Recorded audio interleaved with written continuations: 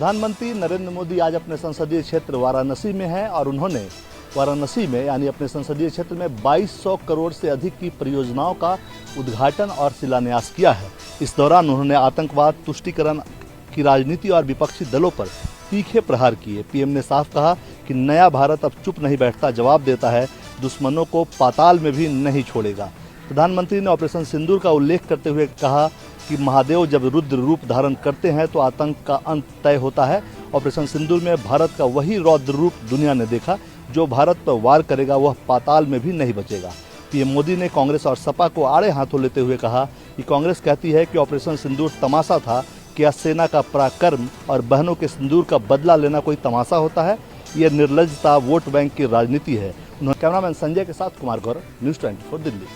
प्रधानमंत्री नरेंद्र मोदी ने ऑपरेशन सिंदूर का जिक्र करते हुए कहा है कि जो भारत पर वार करेगा वो पाताल में भी नहीं बचेगा। दरअसल प्रधानमंत्री नरेंद्र मोदी ने आज बनारस दौरे पर लगभग 2200 करोड़ रुपए की 52 विकास परियोजनाओं का लोकार्पण और शिलान्यास किया। साथ ही प्रधानमंत्री ने पीएम किसान सम्मान निधि की 20वीं किस्त भी भेजी। मोदी ने कहा कि ऑपरेशन सिंदूर की सफलता से देश के भी कुछ लोगों के पेट में दर्द हो रहा है।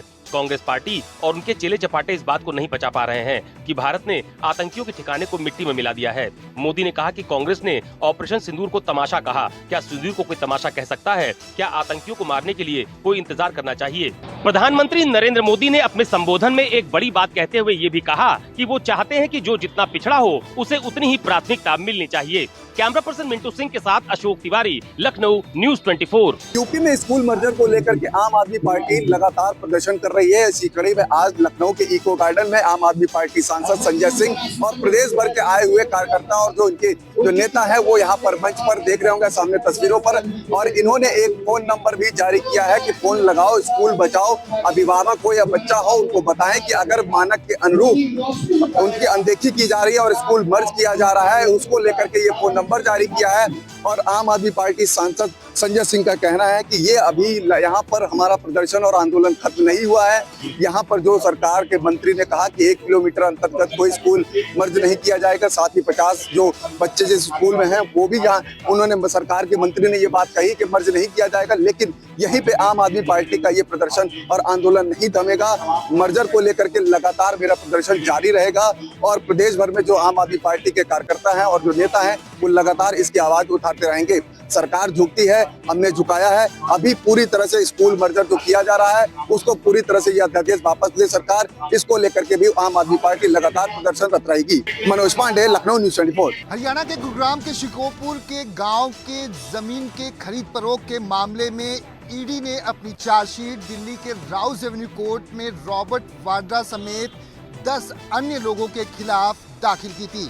उस पूरे मामले में आज राउज एवेन्यू कोर्ट ने नोटिस जारी किया हुआ है। पूरे मामले में प्री कॉग्निजेंस के तहत 28 अगस्त को होनी है। आपको बता दें कि यह मामला गुड़गांव के सेक्टर 83 स्थित गांव शिकोपुर में 3.53 एकड़ जमीन की खरीद फरोख्त से जुड़ा हुआ है, जो साल 2008 में रॉबर्ट वाड्रा की कंपनी ने खरीदा था। चार्जशीट में ईडी ने आरोप लगाया है और 11 आरोपी इसमें बनाए गए हैं। ईडी के मुताबिक उनकी कंपनी स्काईलाइट हॉस्पिटैलिटी ने 2008 में 7.5 करोड़ में 3.53 एकड़ की जमीन खरीदी, जबकि प्रोजेक्ट पूरा हुए बिना ही उस जमीन को 58 करोड़ में बेच दिया गया। ऐसे में गंभीर आरोप रॉबर्ट वाड्रा समेत अन्य 10 लोगों पर लगाए गए हैं और उसी पूरे मामले में रॉबर्ट वाड्रा से ईडी ने पहले भी पूछताछ की हुई है और इस पूरे मामले में ईडी ने राउज एवेन्यू कोर्ट में चार्जशीट दाखिल की थी। आज कोर्ट ने इस पर संज्ञान लेते हुए नोटिस जारी कर दिया है।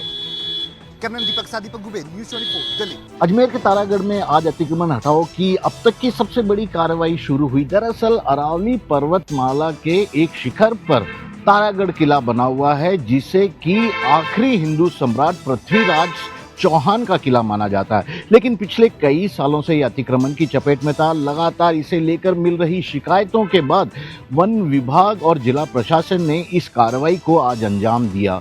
भारी संख्या में पुलिस बल को तैनात किया गया और जो अवैध रूप से यहाँ पर निर्माण अरावली पर्वतमाला, तारागढ़ और अंदरकोट इलाके में बने हुए थे, उन्हें आज हटाने की कार्रवाई शुरू हुई है और करीब 265 अतिक्रमण वाली जगहों को चिन्हित कर वहां से इसे हटाया गया। हालांकि इस दौरान कोई बड़ी अप्रिय घटना न हो जाए, इसे लेकर भी प्रशासन काफ़ी मुस्तैद था। मीडिया और दूसरे लोगों को जहां से अतिक्रमण हटाया जा रहा है वहां पर जाने की इजाज़त नहीं दी जा रही थी और पुलिस प्रशासन की कोशिश यही थी कि जो जगह चिन्हित किए गए थे केवल उन्हें ही हटाया जाए और इस तरह से अतिक्रमण हटाओ की एक बड़ी कार्रवाई इस ऐतिहासिक जगह पर आज पूरी की जा रही है। अजमेर में विकास टॉक के साथ Srivatsan, Jaipur news 24। Voter review के बाद निर्वाचन आयोग ने करीब 65 लाख लोगों का नाम काट दिया है। इस वक्त मैं मौजूद हूं प्रखंड सह अंचल कार्यालय भवन फुलवारी शरीफ में। यहाँ पर कैंप लगाया गया है, विशेष सहायता कैंप लगाया गया है निर्वाचन आयोग के तरफ से, जो पूरे 1 महीने तक चलेगा, यानी अगले 2 सितंबर तक यह कैंप चलेगा। आप देख सकते हैं, अगर कोई सवाल है, मदद चाहिए तो अपने क्षेत्र के बीएलओ से संपर्क करें। विशेष गहन पुनरीक्षण 2025 के लिए यह विशेष कैंप लगाया गया है। जिन मतदाताओं का नाम कटा है वो यहाँ पर आकर बीएलओ से संपर्क कर सकते हैं और वजह जान सकते हैं, यानी किस कारण से उनका नाम कटा है। अगर कोई दस्तावेज उन्होंने जमा नहीं किया है तो यहाँ पर वो आकर अपना दस्तावेज जमा कर सकते हैं, उसके बाद उनका नाम वोटर लिस्ट से जुड़ जाएगा। तो विशेष कैंप जो है निर्वाचन आयोग के तरफ से वह शुरू हो चुका है। हालांकि अभी तक कोई मतदाता यहाँ नहीं पहुँचे हैं। 1-2 मतदाता पहुँचे थे, उनकी परेशानी यहाँ पर दूर कर दी गई है। तो निश्चित रूप से निर्वाचन आयोग की कोशिश यही है कि किसी भी मतदाता का नाम ना छूटे। उसके लिए विशेष कैंप की शुरुआत आज से अगले 1 महीने तक होगी। कैमरामैन सनी के साथ सौरभ कुमार, पटना, न्यूज़ 24। पुणे ग्रामीण के दौन तालुका के यवत गांव में शुक्रवार को हुई हिंसा के मामले में पुलिस ने अब तक करीब 20 से 21 लोगों को हिरासत में लिया है। वहीं सोशल मीडिया पर आपत्तिजनक पोस्ट करने वाले शख्स को गिरफ्तार कर लिया है। इस मामले में पुलिस ने अब तक कुल 5 एफआईआर जो है दर्ज की है। फिलहाल हिंसा के अगले दिन यानी कि शनिवार की बात करें तो यवत गांव में कर्फ्यू लगाए गए हैं। दूसरे दिन भी सारी दुकानें जो हैं बंद रखी है। पुलिस चप्पे चप्पे पर मौजूद है। एसआरपीएफ की 3 टुकड़ियों को तैनात किया गया है और पुलिस की टीम लगातार पूरे गांव में पेट्रोलिंग कर रही है। इस मामले में पुलिस का कहना है कि हम जितने भी लोगों की पहचान की गई है उनका वेरीफाई करके आगे की कार्रवाई जो है वो करेंगे। कैमरामैन दिलीप आवरे के साथ राहुल पांडे, न्यूज़ 24, पुणे।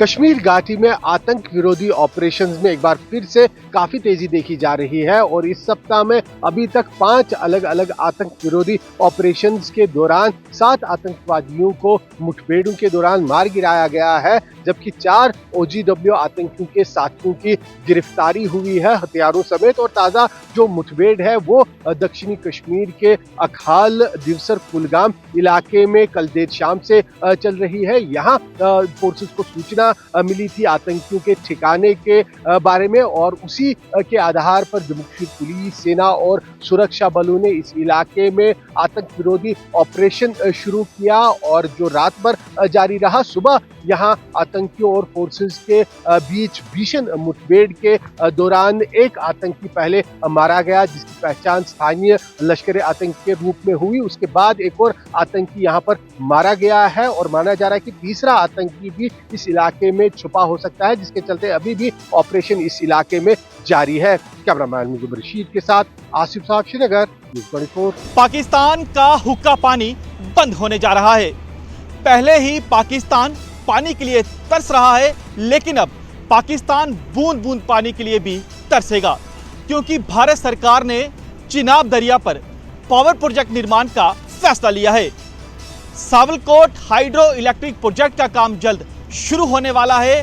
इसको लेकर सरकार ने टेंडर निकाल दिए हैं। जम्मू कश्मीर के रामबन जिले के सिंधु गांव में सावलकोट हाइड्रो इलेक्ट्रिक प्रोजेक्ट जो 1856 मेगावाट का है, इसका निर्माण कार्य जल्द शुरू हो जाएगा।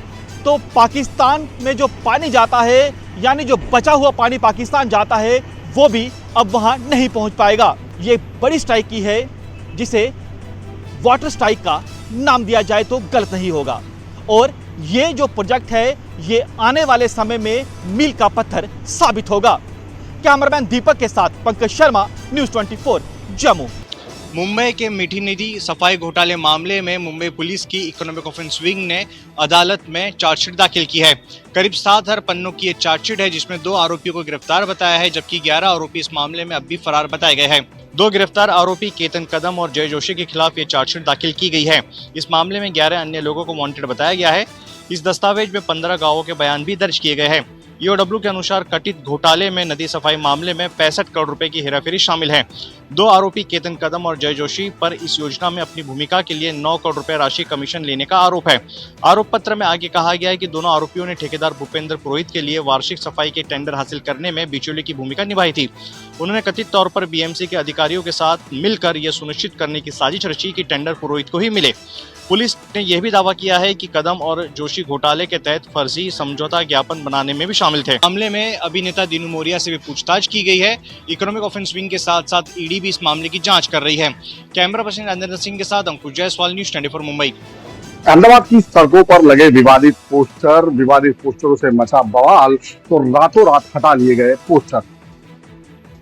अहमदाबाद की सड़कों पर हाल ही में एक एनजीओ द्वारा लगाए गए ऐसे पोस्टरों को लेकर विवाद पैदा हो गया, जिनमें महिलाओं को देर रात पार्टी या सुनसान इलाकों में न जाने की सलाह देते हुए लिखा गया था कि इस तरह के हालात में उनके साथ रेप या गैंगरेप हो सकता है। इन पोस्टरों में अहमदाबाद ट्रैफिक पुलिस का नाम छपा था, जिसके सवाल उठने लगे कि क्या पुलिस द्वारा प्रायोजित है। सोशल मीडिया और राजनीतिक दलों से तीखी प्रतिक्रिया आने पर अहमदाबाद पुलिस ने तत्काल कार्रवाई करते हुए सभी विवादित पोस्टर हटवा दिए हैं। पुलिस के ट्रैफिक डीसीपी सफीर हसन ने बयान दिया है कि इन पोस्टरों से शहर पुलिस का कोई लेना देना नहीं है और एनजीओ को केवल रोड सेफ्टी जागरूकता के लिए पोस्टर लगाने की अनुमति दी गई थी। पुलिस कमिश्नर जीएस मलिक ने पूरे मामले का संज्ञान लेते हुए जांच के आदेश दिए कि किन परिस्थितियों में और किसकी अनुमति से ये पोस्टर लगाए गए हैं। फिलहाल इस बात की जांच की जा रही है कि संबंधित एनजीओ ने किस अधिकारी से अनुमति ली थी और ये पूरी प्रक्रिया बिना स्वीकृति के अंजाम तो नहीं दी गई। ये विवाद ऐसे समय में खड़ा हुआ है जब हाल ही में एक रिपोर्ट में अहमदाबाद को देश का सबसे सुरक्षित शहर माना गया था। कैमरामैन प्रभात साथ भूपेंद्र सिंह, अहमदाबाद, न्यूज़ 24। लोकसभा में विपक्ष के नेता राहुल गांधी ने एक बार फिर चुनाव आयोग पर हमला बोला है। राहुल गांधी ने कहा कि उन्होंने चुनाव आयोग की चोरी पकड़ी है, जिसका खुलासा वो जल्द आने वाले समय में करेंगे। कांग्रेस नेता राहुल गांधी ने एक बार फिर चुनाव आयोग पर गंभीर आरोप लगाए हैं।